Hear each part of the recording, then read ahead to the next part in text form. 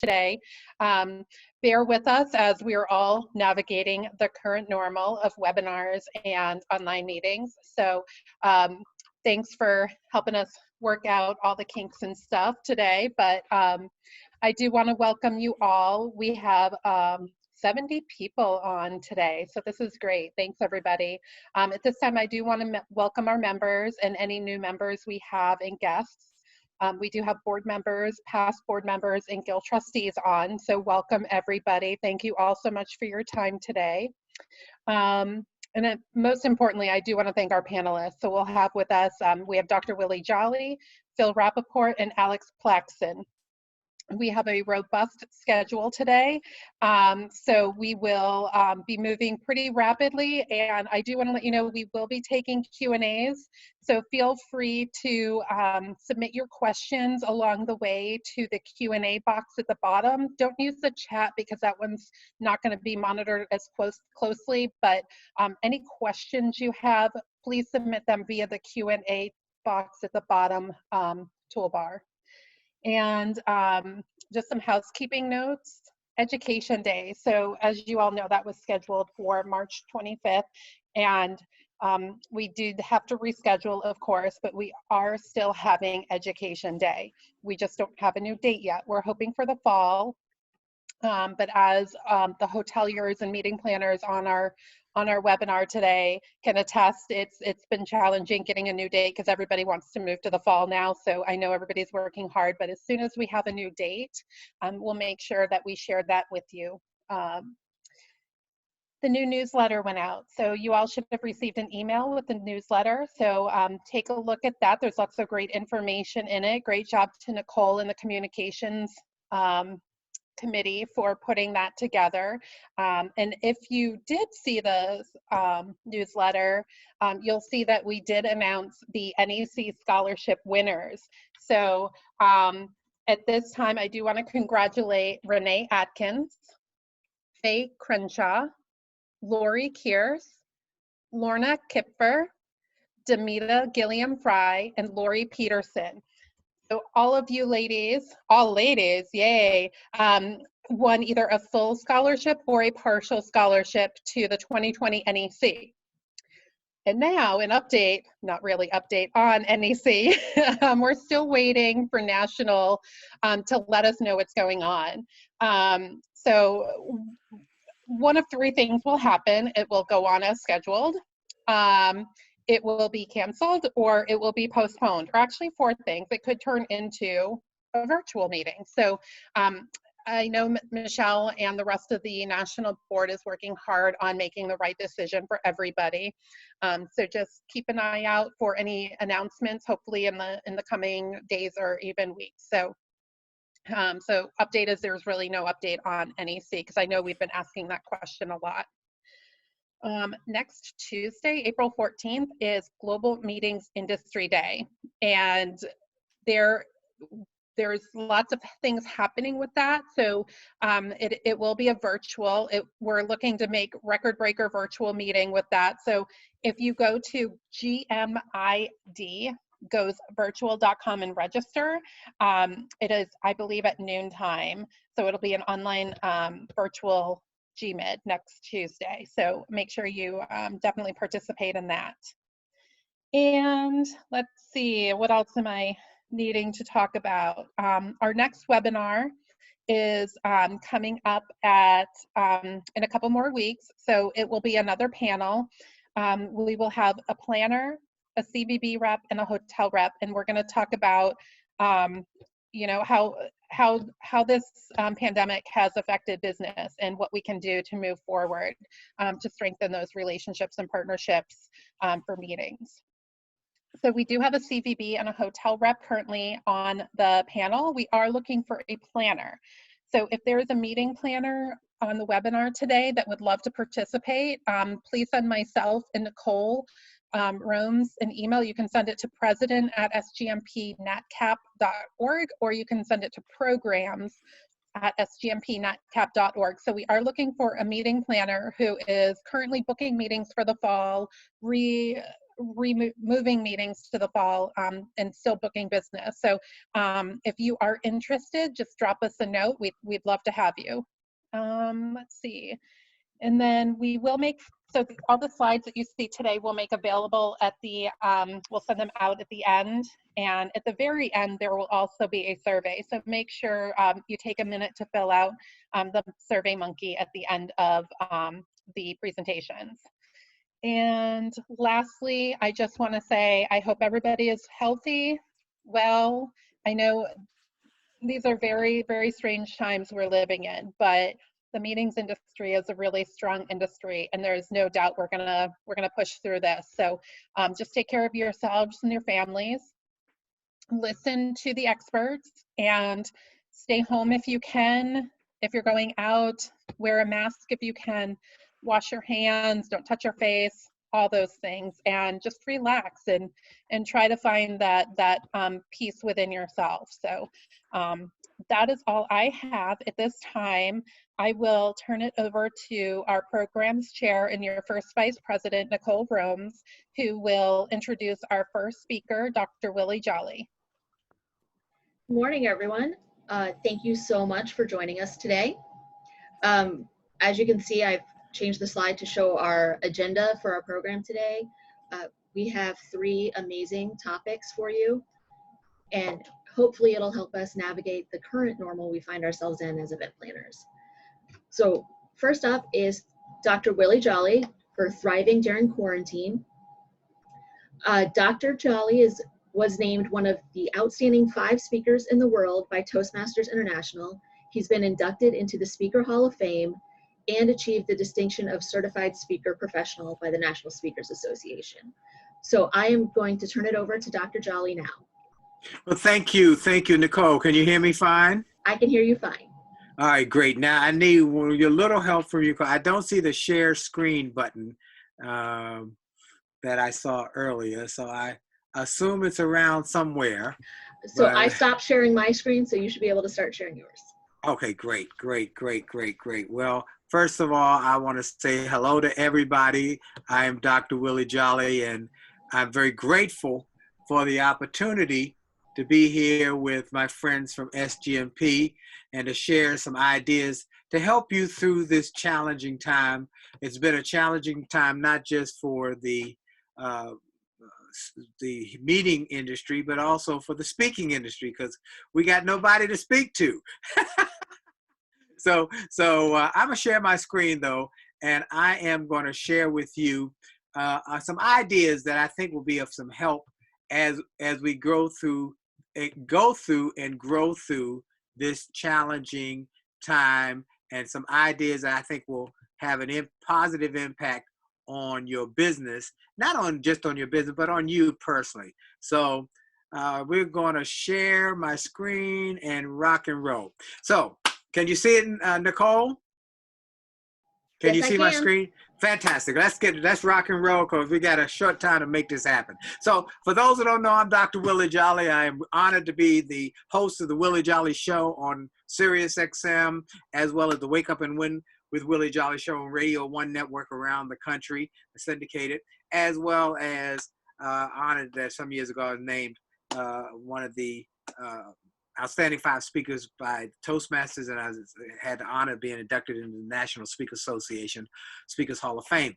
I want to talk about this crisis, how to handle a crisis. John F. Kennedy had a wonderful speech where he talked about crisis. And he said that crisis is an interesting word because it has 2 different, almost extreme definitions at the same time. One of those definitions is, in a crisis, you have great danger, but at the same time, you have great opportunity. And so we believe this is a time of great danger, but it's also a time of great opportunity where we can see some new things if we're open to looking beyond them. Now, for those who don't know, I wrote a book called A Setback is a setup for a comeback that was based on my life of being a nightclub singer who got fired, replaced by a karaoke machine, and went on to start giving speeches as part of a job with the Washington, D.C. public schools to little kids about staying away from drugs. And then out of that, giving those speeches, those kids, the teachers invited me, and then they invited me to their associations, and then someone in the association would invite me to their church, and someone in the church would invite me to their company. And then Les Brown and Gladys Knight were having a tour, and they were looking for an opening act, and thank God someone recommended me, and that is how I got exposed to media as well as to corporate America. And from there, I got radio shows and started doing more and more corporate events. As a result of those corporate events, I wrote a second book called Turn Setbacks into Greenbacks that was based on some lessons I learned from working with a little company called Ford Motor Company. How many of y'all have heard of that little company, Ford Motor Company? Now, well, in 2006, Ford Motor Company was on the brink of bankruptcy. They brought in a new CEO named Alan Mulally, who had turned around Boeing aircraft, and they brought him in to turn around Ford and save this iconic company. Alan Mulally said, we've got to change the mindset and the culture of the people who work here. And I'm very grateful. One of the execs at Ford said, hey, I heard this guy speak at a conference, and I bought his book, A Setback is Set Up for a Comeback, and his book, Turn Setbacks into Greenbacks. I think he would be a perfect person to help us in developing this new mindset for the future of Ford. So they brought me on to come work with them, and I worked with Ford in 2006, 2007, 2008, and in 2009, Ford was the only one of the big three automakers to be able to reject a government bailout and go from losing millions of dollars a month to making billions of dollars a month. From there, I got a call from General Motors and Walmart and Verizon and Johnson & Johnson and Prudential, Australia and South Africa, Coca-Cola, and one company around the world after another, because they said, if you can help Ford, you can help us. So for those many years now, I've been helping companies to do what we've learned from helping Ford. And what I want to do is share today some lessons from the Ford comeback that we all can use in the meetings industry, we can use now, that I think will have a profound impact on your mindset and on your skill set. So here's the starting point. Don't panic. First thing we did, we got to don't panic. Panic is taken from the Greek word to choke. And when you panic, you choke off the air to your brain. And when you choke off the air to your brain, you cannot think clearly. You cannot think clearly. You cannot make wise decisions. And so when there's a decision to be made, which you have to make through these tough times, when you're panicking, you will often make the wrong decision. It's a panic decision rather than a calm, cool, collected, thought out decision. 1929, there was a stock market crash. People panicked. Some jumped off of bridges. Some took guns and committed suicide, not realizing that the market would come back bigger and better. The lesson is, this too shall pass. Stay calm, stay collected, breathe, and think your way through this process, because there is another side that we will get to. Just hold on. Next thing is, don't willingly participate in this problem. By that I mean what Nicole said earlier, is that one of the things we want to encourage people to do, don't become part of the problem. We want you to be part of the solution. And the way to do that is do what the doctors told you. They said, don't go around crowds. Don't get too close to people. Social distance just for a little while. Wear gloves, wash your hands, wear a mask, but don't risk your health. So we're encouraging people, don't willingly participate. But there's another part of it, don't commiserate, which is don't buy into all the gloom and doom either, because it can overwhelm you. I have made a point that I only listen to about 15 minutes of news in the morning and the same in the evening, because it can overwhelm us if you get all this bad news all day long. So you got to turn off the television so that it doesn't overwhelm you. If I took a sponge and put a sponge in a bucket of water, then that sponge, whose job is to soak up water, would at some point become overwhelmed. It becomes saturated because it could not take any more water. Well, we're like that. we have a point where we cannot take any more bad news. And then when it does, it overwhelms us and we become ineffective and we aren't able to do what we could do so well. So I make a point of not talking about the bad news. Don't talk about it all day long. Don't dwell on it.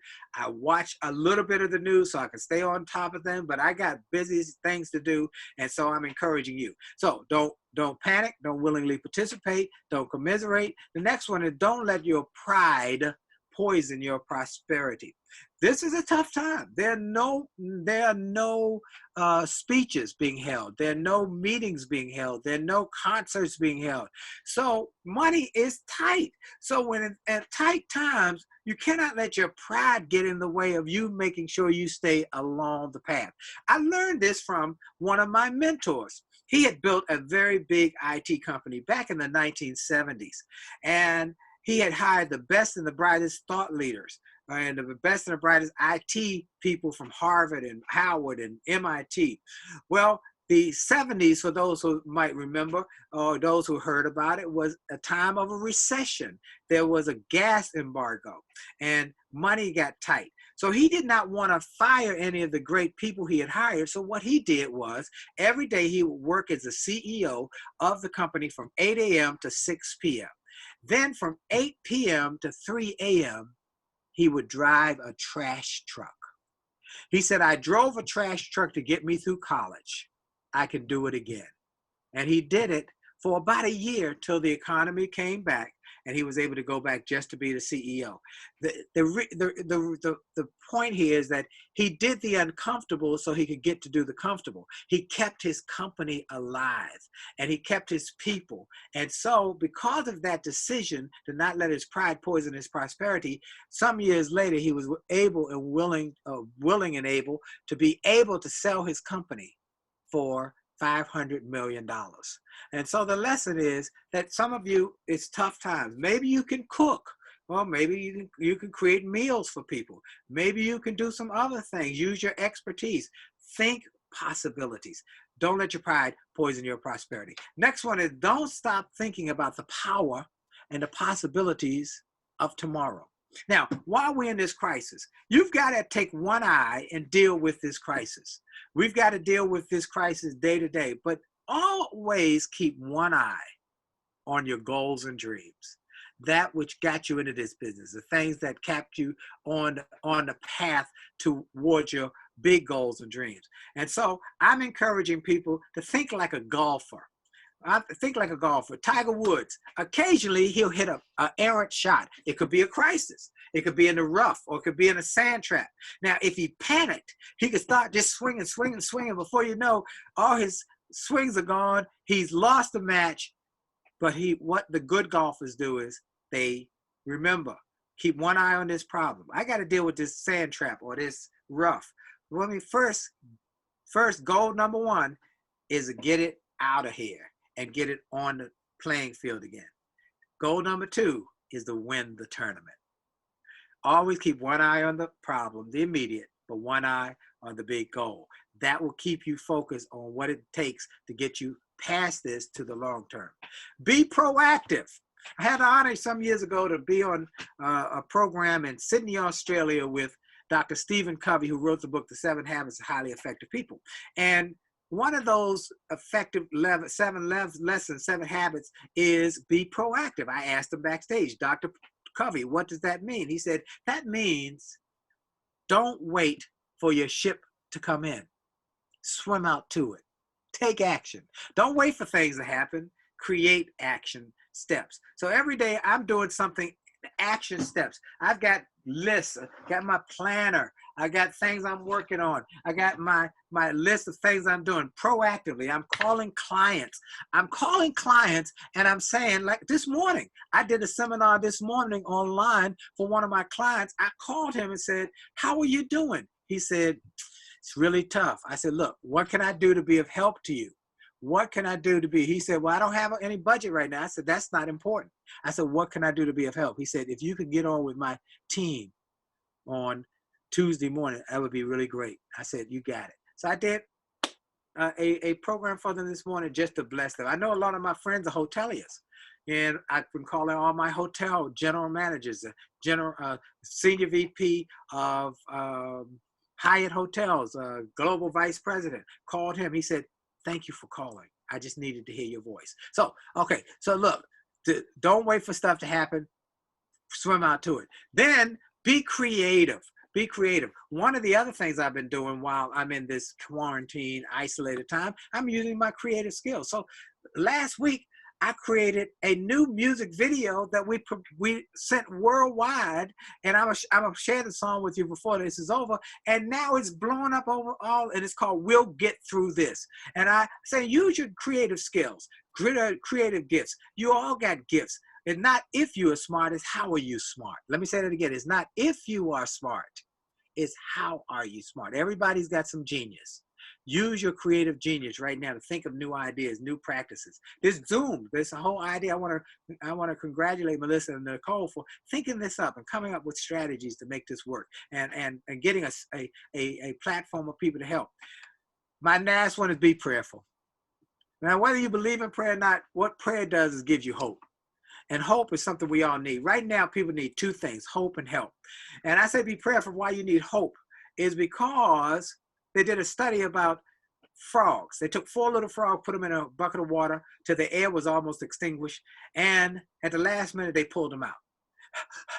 Then they took 4 new frogs, put them in a bucket of water, put the old ones in a bucket of water. They kept them until the air was almost exhausted, and they kept them another minute. The new frogs who had no hope, who had never been through anything, gave up. But the old frogs held on. So we just got to hold on here. So I'm very grateful that I'm prayerful that people will get through this, because the suicide rates have gone up. Depression has gone up. So I want to encourage people to have hope and hope through the tough times. And then I love the Chinese have a little axiom that I love. You got to take action. After you pray, then my grandmama used to say, after you pray, get up, move your feet. And what that means is take action. You must take action, because there's a Chinese proverb that says, he who waits for roasted barbecued duck to fly into his mouth waits a long time. So I'm encouraging you to pray and then act on it. And one of the actions it is take action now. Social distance, but keep working, keep acting, keep trying, keep believing, have faith.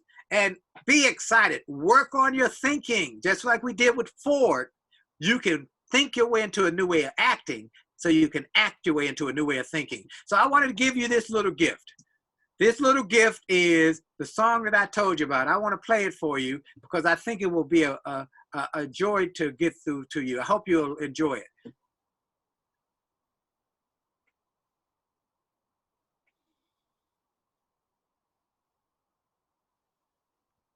Hey, Dr. Willie, there's no sound. Oh, you're right. It's in my headphone. Hold on. That's one of the things we got to do with this little thing. Thank you. All good. Okay, let me put this away. Now, yeah. Okay, hold on. There we go. Here we go. Go back to select in speakers. Okay, here we go. This should work. Tell me if you hear sound this time. Now. All right.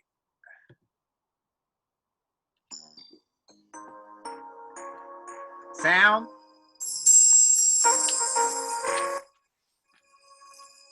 Pull the shades down on the sun. Don't wanna see the morning break to another day. All the words I hear you say. Close the door and keep it shut. You say the pain is just too much for you to take. How do you begin to make your way back to some kind of peace of mind? Let me share with you what's been proven through time. We'll get through this. We'll break new ground. Yeah. When we're lost within our weakness, hope is waiting to be found. We'll get through this, no matter what it takes. I believe we will, for heaven's sake. We'll get through this.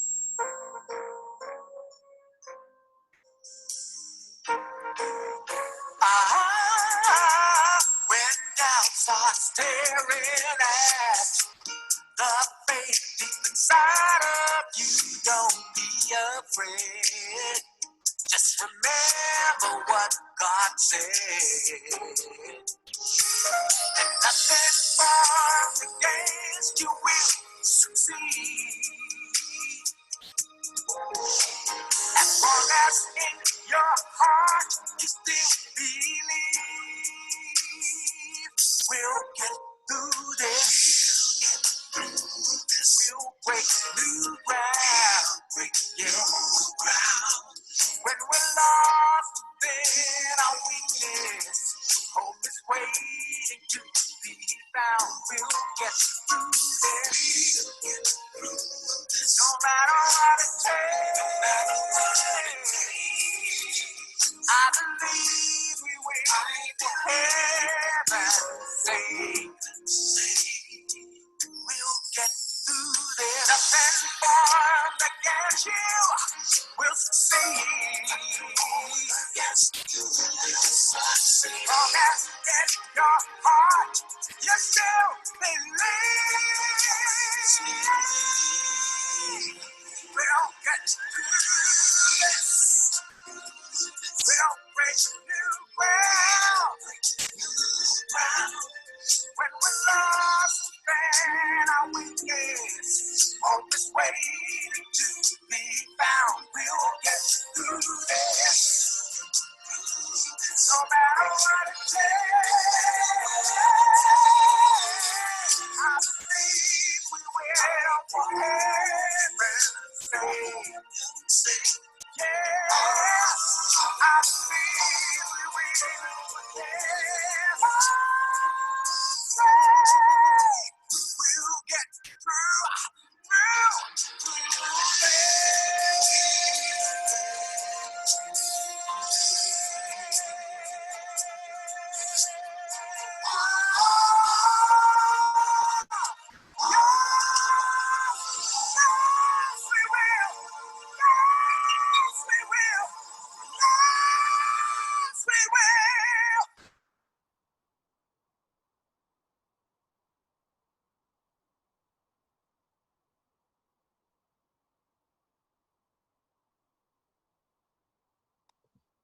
So, can you hear me now? Yes, sir. All right, so connect with me here, folks.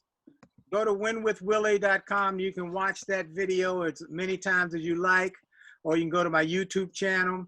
You can reach me on my office number or my email, Facebook, Twitter, LinkedIn, YouTube, IG. Our goal is to help more people get through this. I want to help millions of people around the country and around the world to know that together we will get through this. And I want to thank NatCap for inviting me to be part of this seminar today. I think back to my dear friend Carl Thompson, who was one of the original executive directors, who 30 years ago, when I first started speaking, he took a chance on his new speaker and said, I want you to come and speak for SGMP. And it changed my life. So when they called and said, would you do this? I said, it'd be my joy, my honor. Together, we will get through this. I'll be around at the end to answer any questions, but I want to thank you all. Keep the faith.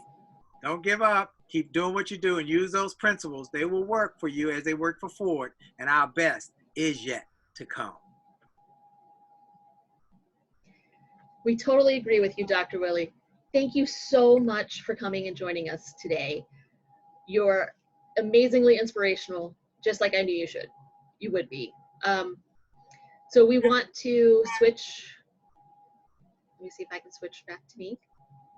We have poll questions. Oh, we have a first. poll question. Yes. We're going to push out a poll question. It should show up in the toolbar on the bottom, or it'll pop up on your screen maybe.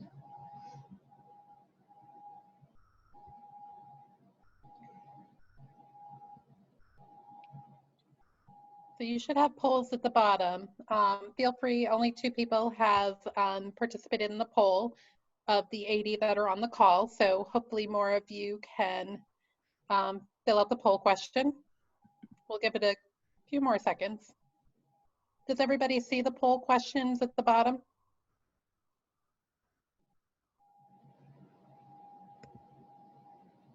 No, nobody's seeing the poll. So I guess we'll have to work out the kinks for the next one. So Poll to be continued later. 3 people have, some people are seeing it. Let's see, let me relaunch polling. All right, we're gonna continue. All right, let's try it now. Do you guys see polls at the bottom?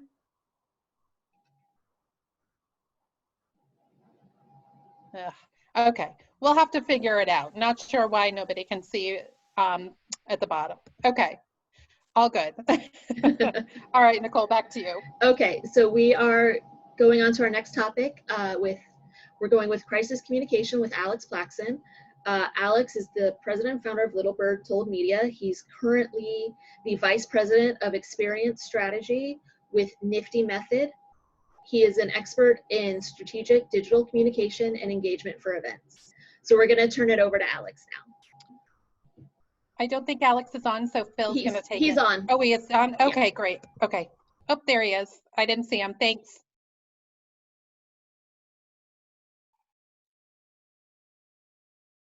Hi everyone, can you hear me?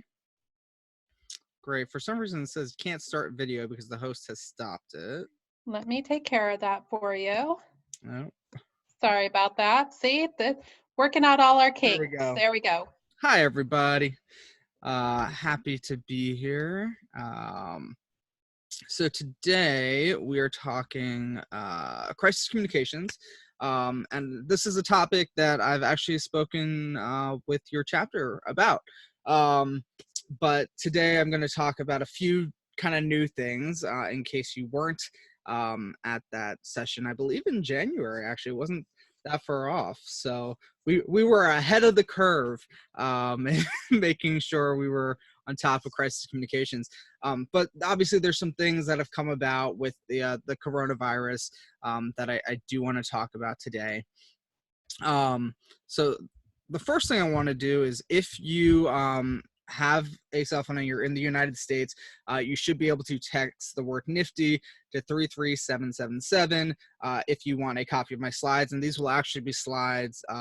It'll actually be more slides than this one because I did an hour-long presentation of this for MPI Global just a couple weeks ago. But I'll show this number again at the end. I just wanted you to have this now as well. The first thing I kind of want to talk about is the stages of crisis communications. It's not something we always are familiar with if it's not something that you do on a regular basis. The first is pre-crisis, which the things you should be doing pre-crisis is monitoring your crisis risks. So doing a vulnerability audit. That's extremely important, is knowing what can go wrong. I just did one with a client. We had a list of 150 things that could go wrong. And we put them all through a risk assessment matrix to figure out what were their high and extreme risks, what were their low and medium risks. That's really important so that you can monitor those as well in case there's any changes. Making decisions about how to handle potential risk. People ask me all the time, can I just have a template for a crisis communications plan? And I tell them no, because every event has different vulnerabilities. And you really should be making your decisions for your crisis communications plan based off of your own vulnerabilities. So after you do a vulnerability audit, making those decisions and creating a crisis communications plan is extremely important. And then training the people who will be involved, right? There are multiple people who you should have involved in the process of your crisis communications, and they need to be trained. There's really 3 steps to creating a crisis communications plan that's effective, right? It's performing a vulnerability audit, creating a plan, and knowing your plan. If your people don't know your plan, it's not really effective, right? Yeah, it can exist there and people can access it, but it's better if people know it and they're trained to execute, right? So that's what you should be doing pre-crisis. During the crisis, you should collect and process information for the crisis team decision making. And then you should use a message map to create and disseminate crisis messages, right? So during the crisis, that's what you should be doing. And then post-crisis, you want to assess the crisis management effort. So see what's going right, see what's going wrong, see if there's room for improvement, and then provide follow-up crisis messages as needed, right? Sometimes you won't need a follow-up message at all, right? Sometimes people are very satisfied with your first message and there's no need to follow up. Sometimes there's an absolute need to follow up with more crisis messaging, right? So we're in an unusual time because normally you would have all 3 of these stages. Unfortunately, the pre-crisis, we've missed that window, right? If you didn't do those things, we're already in crisis, right? This is considered a level 4 crisis. That is the highest crisis level. And what does that mean? That means that you absolutely should be communicating to your stakeholders, right? And the entire industry is experiencing a crisis level 4, which means even if your event isn't for another 9 months, it's something that you're already experiencing, right? If your registration is open, you're in crisis mode right now. So that's something to consider as I go through kind of some of these best practices. For collecting information, here's some questions that you could have in your crisis communications plan that will help you discover the 3 R's, I call them, which is the reason for communicating, what your reaction will be, and how to respond post-reaction, right? So you can ask yourselves these questions, have these in your crisis communications plan for collecting information. This will help you in creating your messaging. So 1, knowing what was the initial source of the crisis, right? This is really important because if you don't know the initial source, it's hard to refer back to it.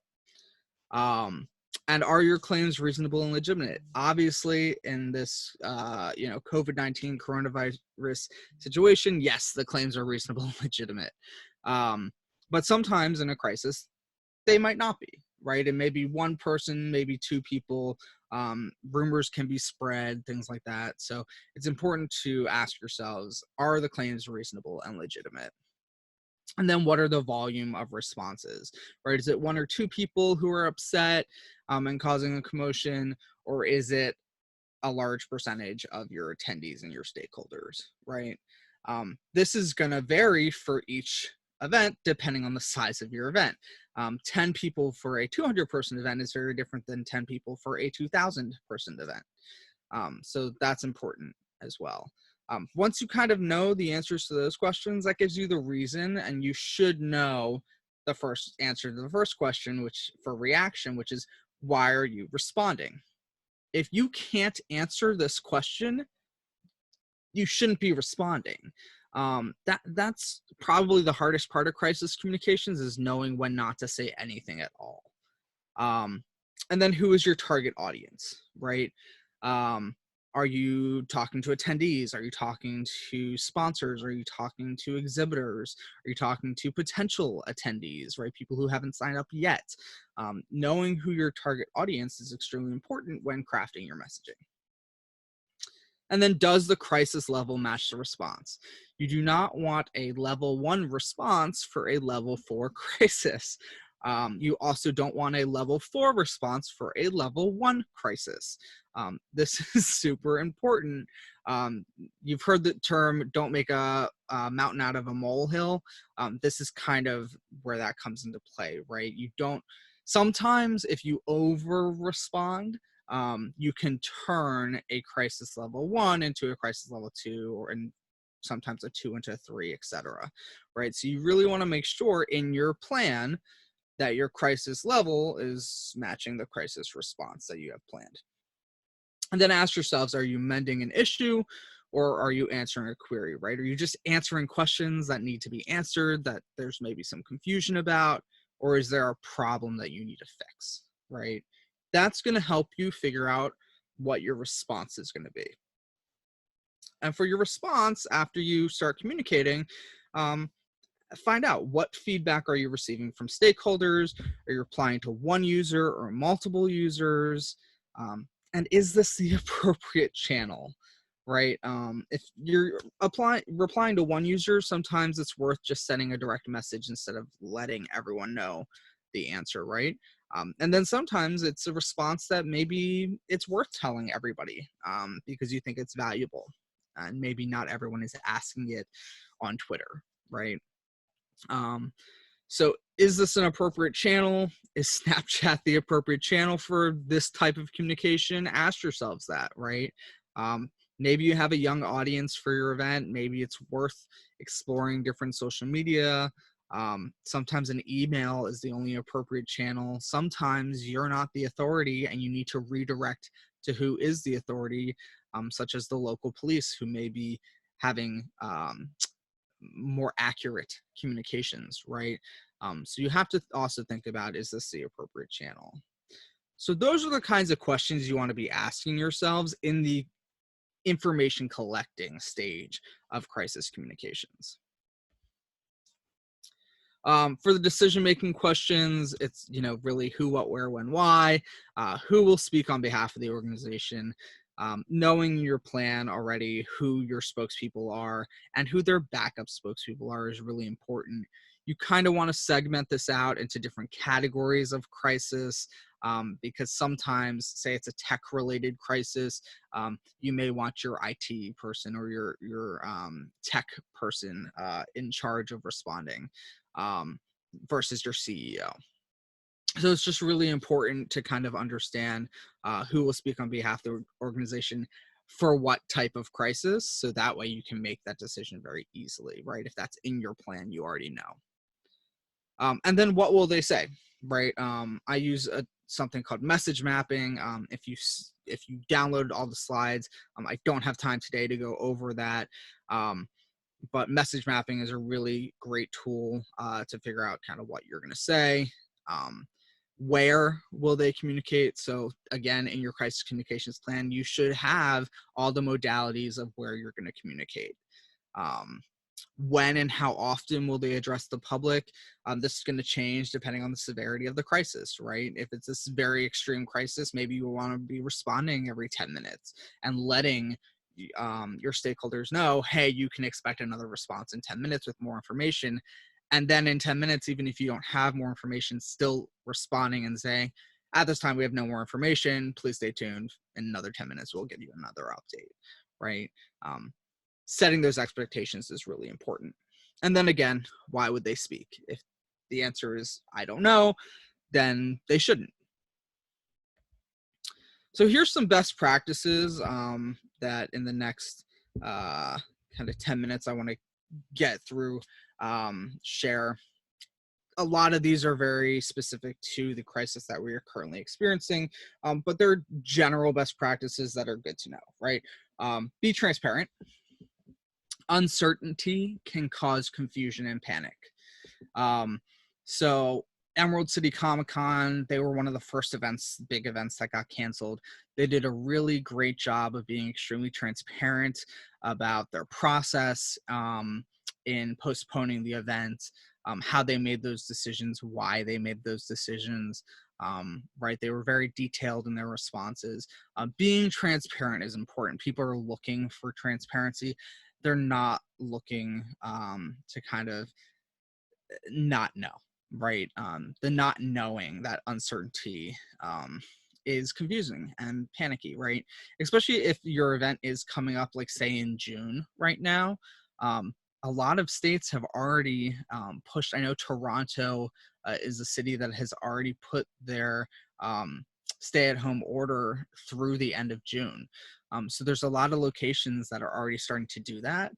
You need to be transparent about where you're getting your information and why you're making the decisions you're making. There's a lot of people who are expecting that all June events will be canceled, right? Wimbledon just got canceled in July for the first time since World War II. So people are already aware that these events in summer and late summer are getting canceled. So they're going to want to know, if your event is around that time, why you haven't canceled, right? That's the question that is coming up a lot. So be transparent. Centralize your information. Create an updated blog post or landing page to share all your updates. Camera World UK was a big photography show. They centralize everything on their website on one page. This is really important. It's one place that people can check, right? You can send it in an email, you can set it on social media, let everyone know, hey, check out this page for frequent updates. It's really important to centralize that information. Do not delete. So if you are posting clear updates on your website or blog or through emails or through social media, do not delete old posts. Old updates, people want to know how you got to where you are today as more information came in, etc. If you delete everything and you just have the most recent update, people who may not have seen those will be confused.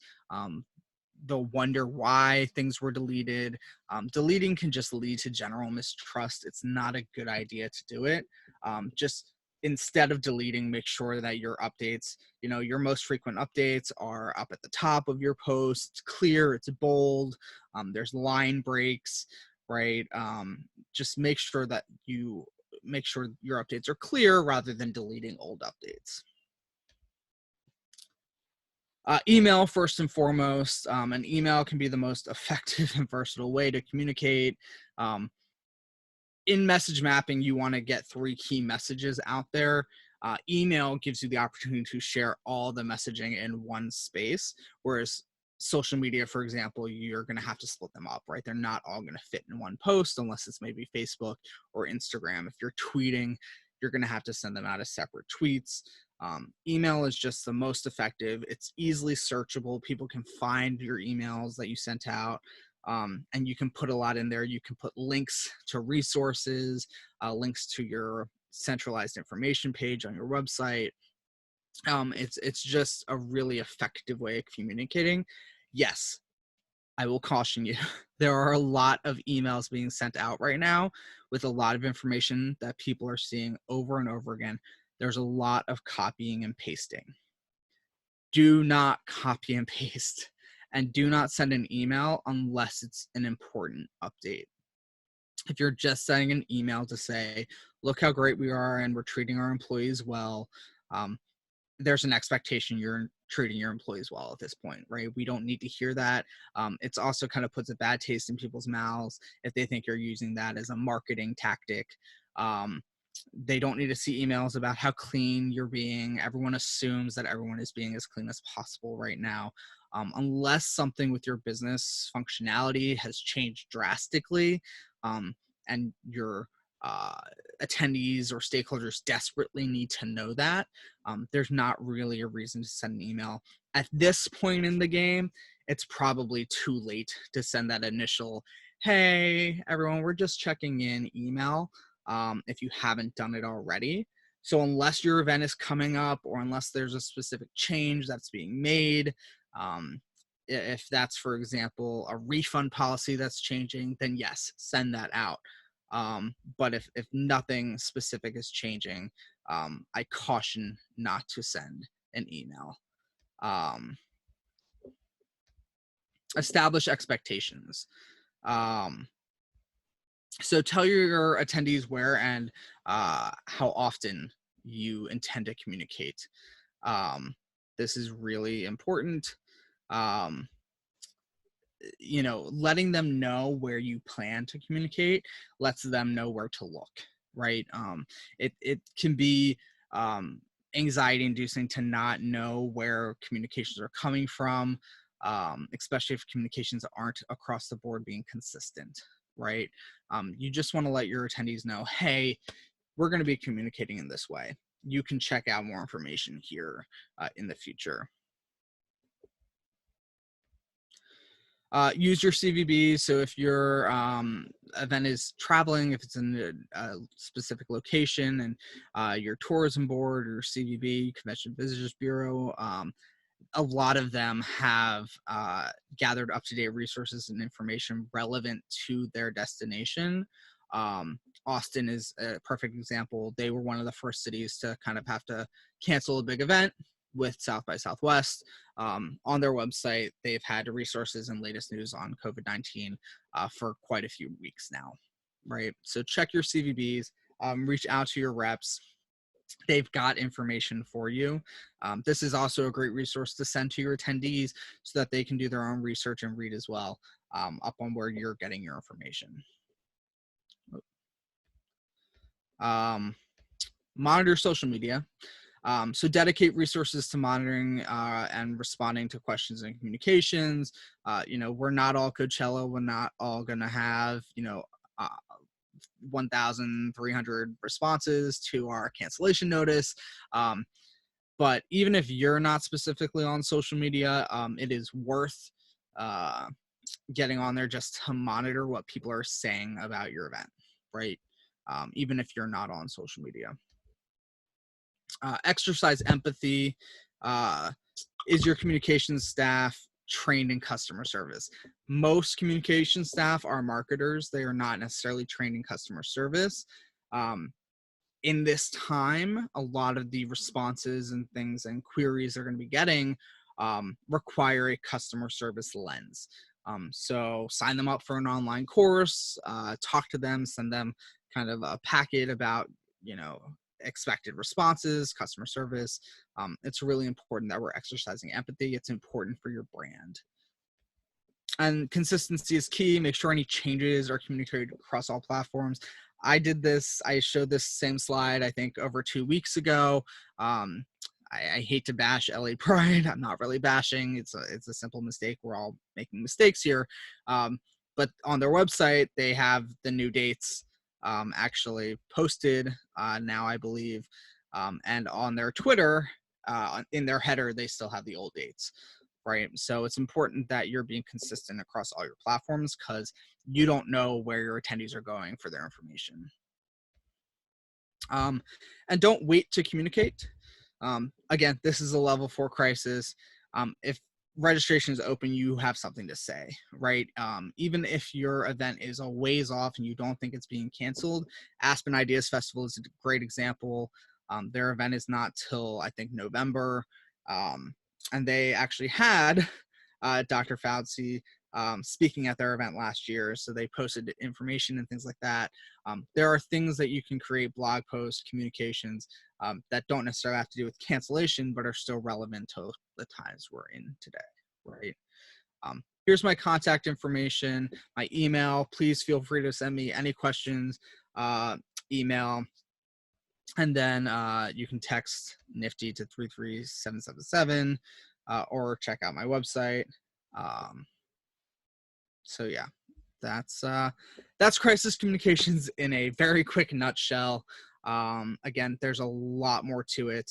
I'll be answering questions at the end. And then also, if you do want to really deep dive into this, MPI, Meeting Professionals International, I do have a certificate course on crisis communications. If you email me, I can send you more information about that. It is coming up on April 16th. We added a date. It wasn't supposed to be until September. And there's also a $50 off coupon. We're trying to make it as reasonable as possible. It's a great course if you really want to learn about this, or if you have someone on your team who needs to learn about this. All right, thank you, Alex. Great. I'm just going to interrupt for a moment. I just posed a question in the chat for any government planners on the webinar today. So if you can take a look at the chat, any government planners, if there are any on here that are experiencing challenges or delays with being authorized to be transparent with your communications. So another attendee on the call today asked that question. So I am asking on their behalf. So if you do, feel free to start a conversation in there. And thanks so much. And let me go to, sorry. Let me figure out how to turn Nicole back on now. I have no idea how, so bear with me. That's fine. Oh, because your video's not on. Yeah. How do you, you gotta turn your video on. It won't let me. It's fine. I'm not worried about it.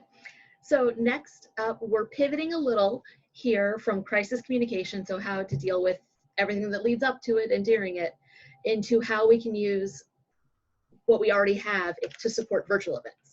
So we have Phil Rappaport with Agenda Pop, who's going to talk to us about using our mobile apps in virtual events.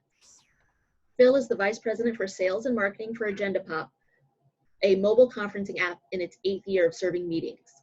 Phil is an adjunct faculty member for SGMP and a member of NatCap.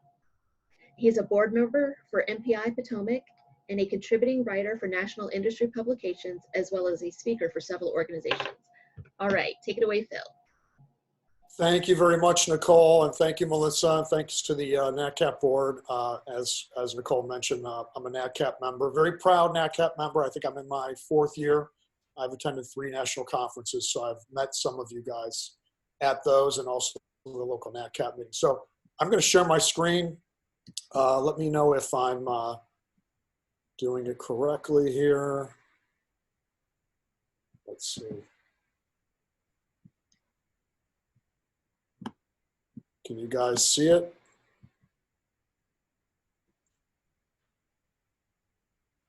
Can everyone see my screen? We can see it. We're good. All right, great. So we heard some great comments and thoughts from Dr. Jolley, from Alex, things about staying positive, ways to communicate, and we're gonna take the turn now and talk a little bit more about working with your vendors or suppliers. So this conversation will probably be more specific to mobile apps. Some of you use mobile apps, some of you haven't yet used mobile apps. So I look at it as kind of one example of a supplier or provider. And so hopefully some of the comments that you'll hear me give to you today, you might be able to apply to some of your other providers that you use. So, and this really goes for all of your providers. So I'm speaking as an app provider per se, and some of you have used the app at various conferences or other apps.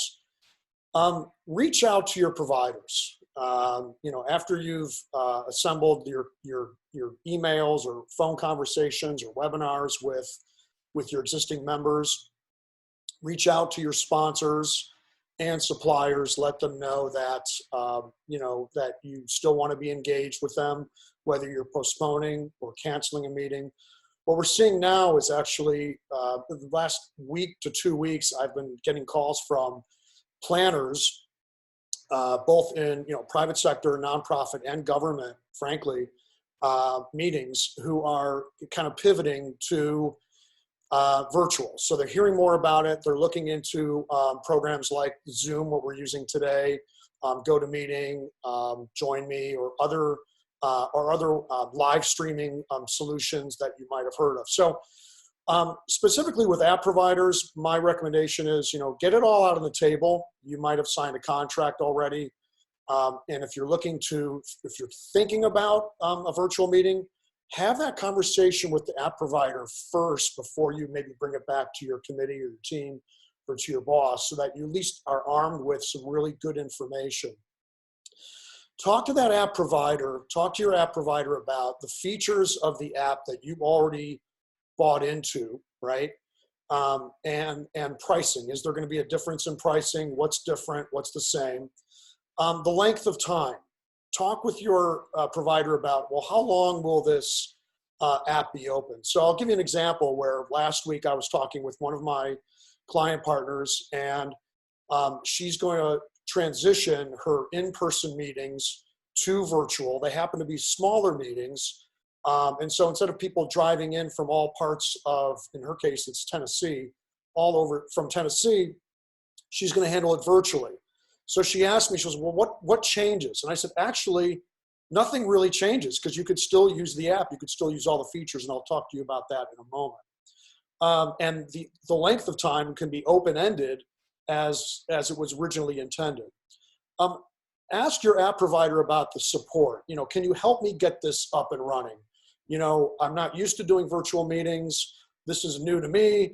What can you tell, you know, how can you guys help me before this meeting? Can you be on the call during the meeting? In fact, I'll be on a call later today with that particular provider. I'm just going to be in the background and just seeing how she, you know, navigates and how she talks about maybe we can do something on the mobile app, and I'll give you those examples in a moment. And then after the meeting, what kind of statistics can your app provider provide you?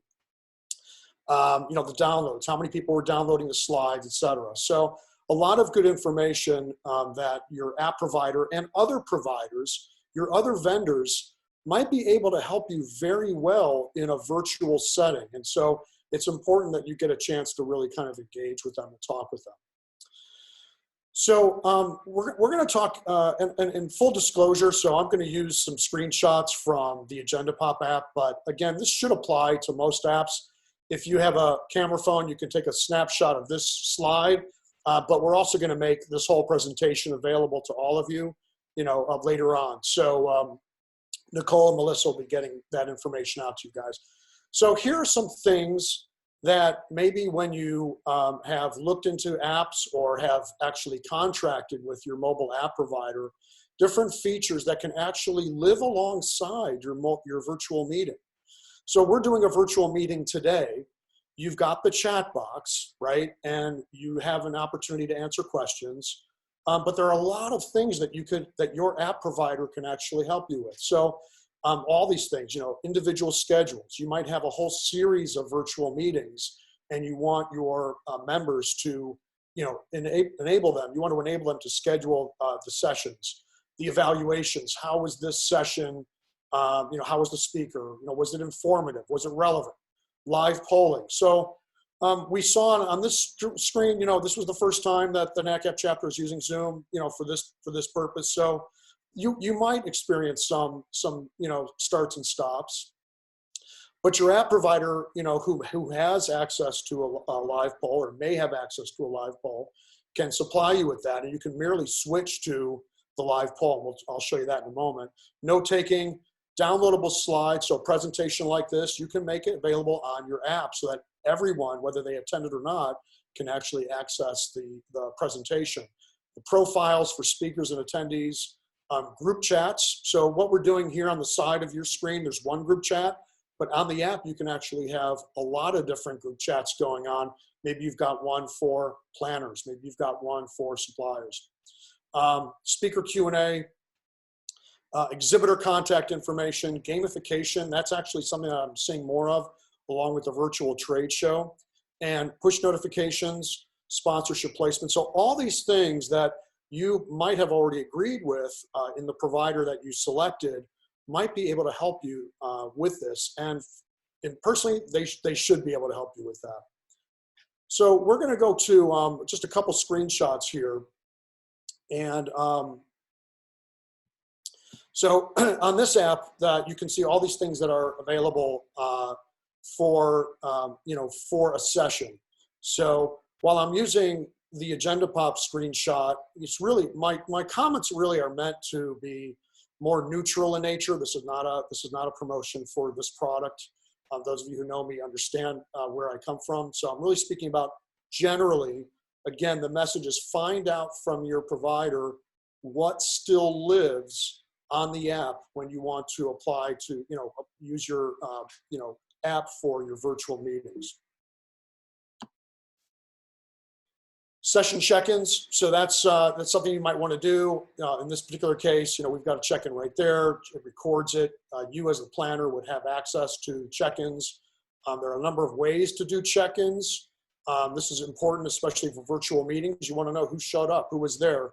How can you capture that list cleanly? For continuing education, you can use a question or a text field in a survey. That's the quick and easy way. How about QR code? This is something that comes up, more often.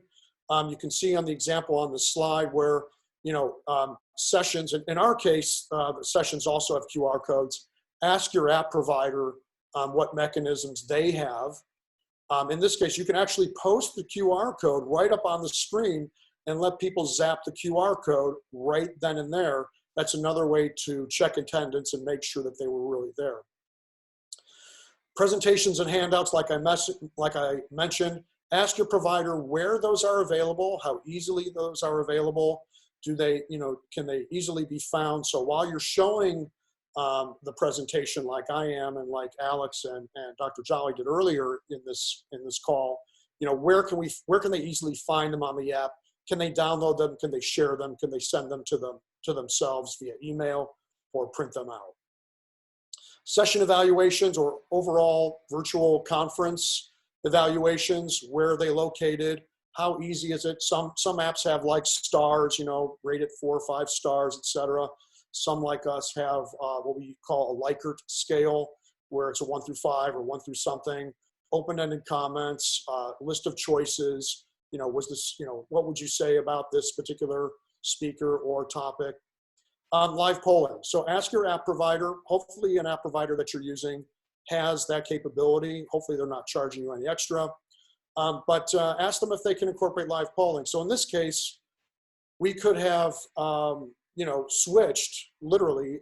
You can actually take a poll, on the app while you're doing the virtual meeting, answer the poll. And the speaker or the moderator would switch to, in this case, it's a URL, and they can either use the bar graph or the pie chart. And these are changing shape while people are answering in real time. So that you should have a tried and true, a proven use for polling, and where it's not, too experimental. Q&A is something that has become a little bit more popular. Some of your apps might have this. I think it's good, actually. An example is for today. So currently we have that chat board on the right side or on the bottom of your screen, and that you can ask questions of the speaker or the moderator. You can see everyone's answers. In this particular case, if an app has the speaker Q&A, this way you can actually engage with the speaker after the call. So when we wrap up in a few minutes, the call ends, we've said our thing, goodbye and all that, but there might be people with some burning questions. So ask your app provider if they have something like this where they can turn on, where you can keep that dialogue going. There might have been a question that you really wanted to ask, and also it'll enable you to see other people's questions and the speaker's answers.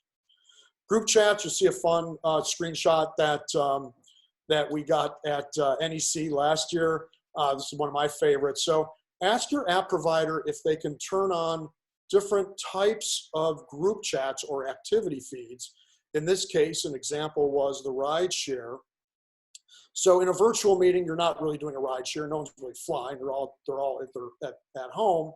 But you might be able to find different segments of your audience and enable them to network with each other, even if it's just, hey, how are you guys doing, right? So it's important that you're finding ways for people to network, right? We've got a great website, and now we have a virtual meeting. What else can we do as an organization to enable people to connect with each other? Ask your app provider if those group chats or activity feeds are public or private. In our case, you can make them either way. So it's convenient. You can make it a private chat that no one sees or a public chat. And this can go on, guys, before the virtual meetings, during the, probably not as much during the meetings, but it could. And then after the meetings, where you're still engaging and you're generating a good activity among attendees. So QR codes, some apps have different types of QR codes. And our example is a person has a QR code. The sessions have a QR code, and exhibitors also have a QR code. So some of you are probably more familiar with an exhibitor zapping the attendee's badge that they're wearing, their name tag. Some apps like ours have, we actually turn it around where you can actually use it for gamification, scavenger hunt, things like that, where you are zapping the exhibitors or the vendors' QR code. So you can make them available to exhibitors. You can see some of the photo at the bottom right where people are zapping a QR code in the real world, you know, in an in-person thing, but you can actually do it virtually. So here's an idea where you can actually have, let's say, each vendor, maybe you schedule a trade show, maybe you schedule virtual sessions for exhibitors and give them 15, 20-minute, 30-minute slots. And to prove that they attended that vendor's, short webinar, it gives the vendors are going to love it because it gives them an opportunity to talk about the products that they were hoping to do in person. You can have people actually zap the QR code right there on the screen, and then integrate that with your gamification and maybe create some fun competition among your attendees. This is probably the virtual trade show is what I'm seeing more of now on organization message boards, MPI, ASAE, PCMA. So you can still use your app. Ask your app provider how you can still integrate and work with the listings that you normally would have.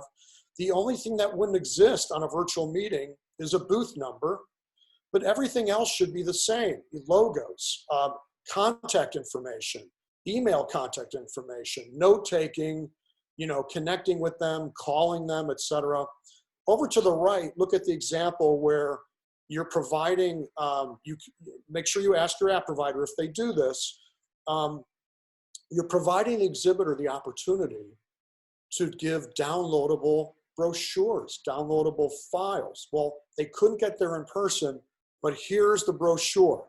So you've tried your best to find ways where they can't be there in person, but as a planner, you can bridge that gap, bridge that chasm, and try to help your sponsors who want to stay with your organization, and of course your attendees who look to sponsors and vendors and exhibitors for valuable products.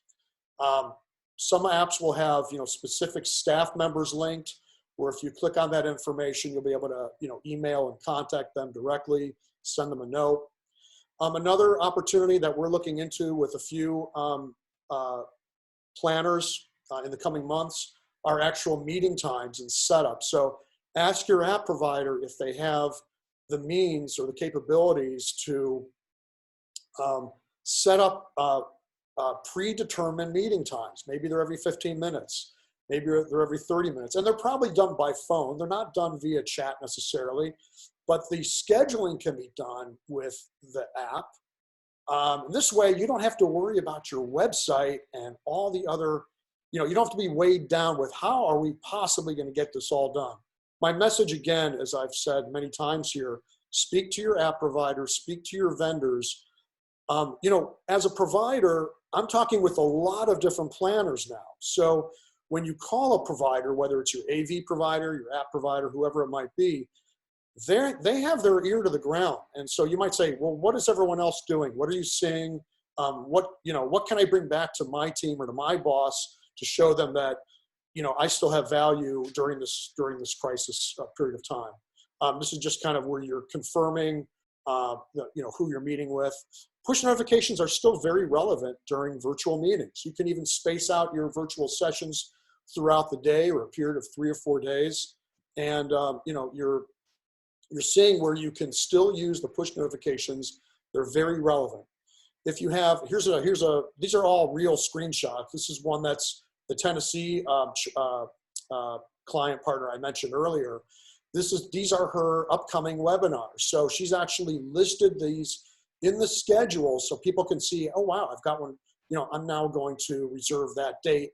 I'm going to jump on that webinar on April 15th or April 22nd or 23rd. And maintain your branding. Make sure that whatever your organization is, make sure that you have an opportunity on your app to maintain branding, whether it's colors, logo, etc. Find ways that you can customize and personalize the app for you. That's really a brief synopsis, I think, of quick and easy steps and suggestions and recommendations that you guys can use when you're considering moving your in-person meeting to a virtual. And I hope this was really, really helpful to you. And I'll stop and take some questions if you have questions.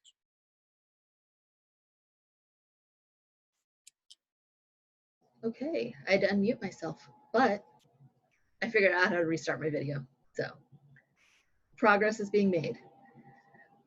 So we want to do the Q&A now.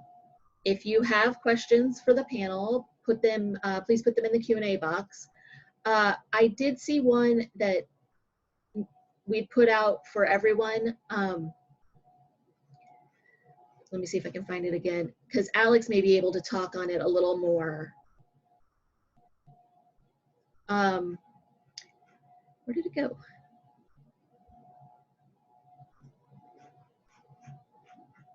I've lost it, but if you're, as government planners, we're experiencing challenges and delays with being authorized to be transparent and communicate.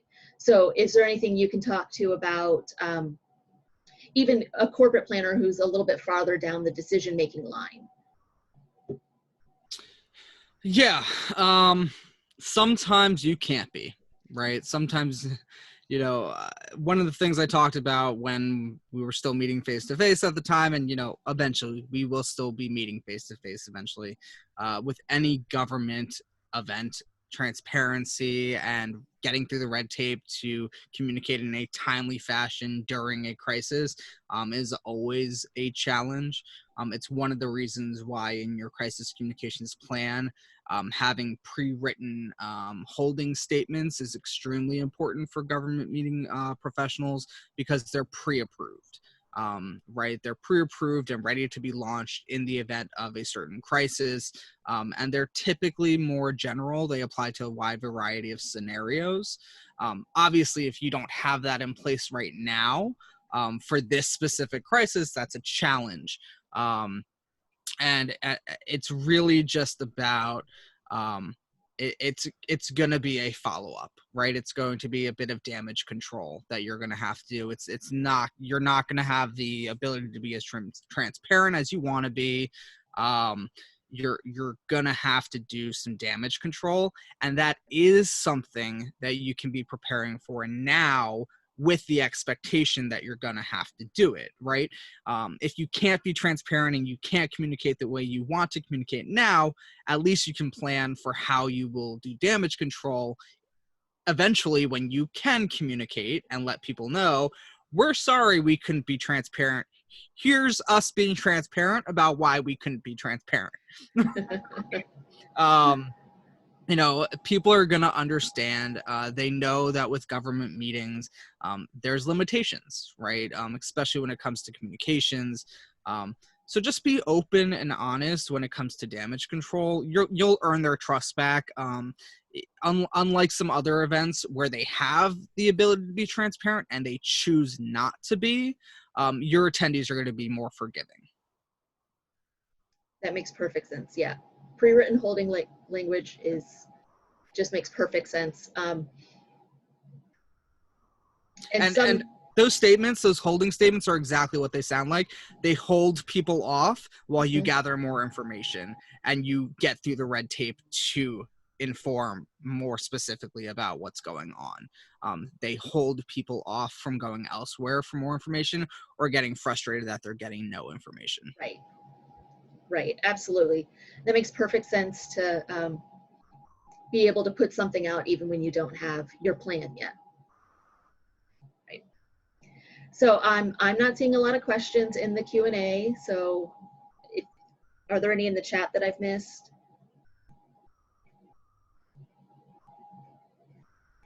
I'm not seeing any, but that was a quick scroll for me. So I did see one question about the slides. We'll be planning them. We'll be sending them all out to you guys that have attended today. Oh, we actually have a question to planners.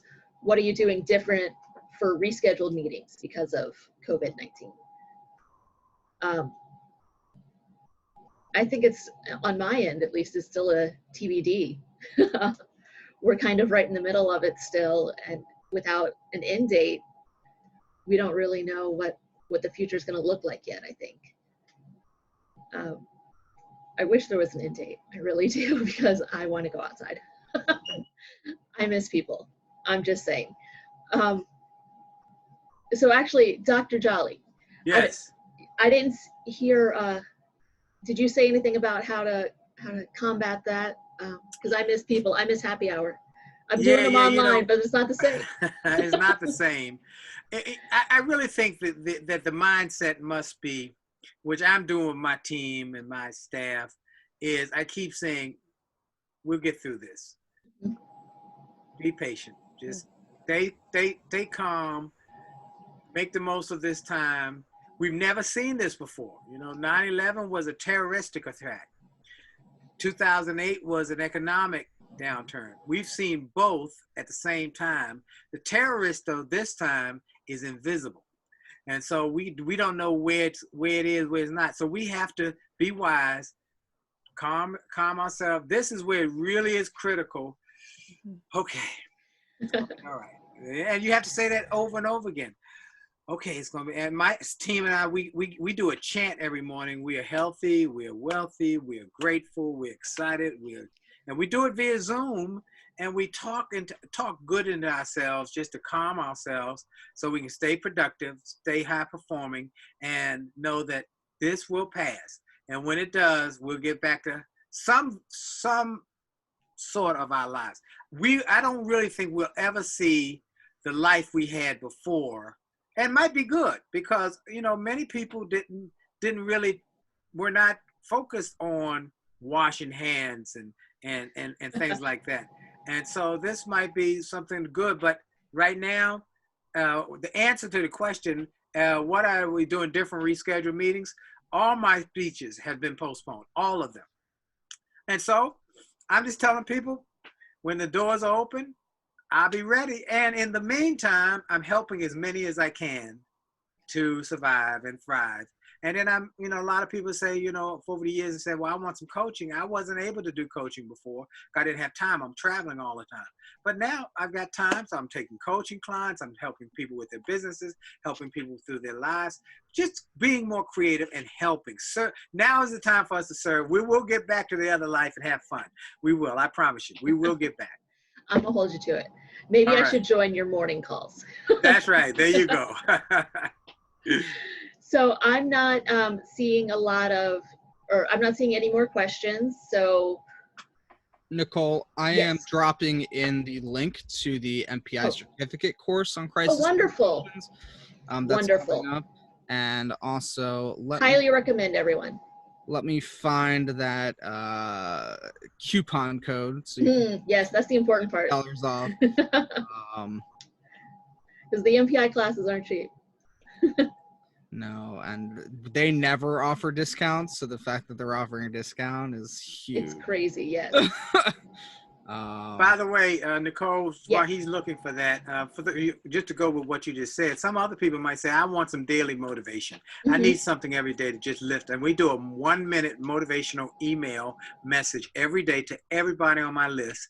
If you'll just go to wjspeaks.com/gift, wjspeaks.com/gift, sign up for my newsletter, and you'll get a 1-minute message from me every day to just encourage you with some new perspective about what to do through the tough times. So wjspeaks.com/gift.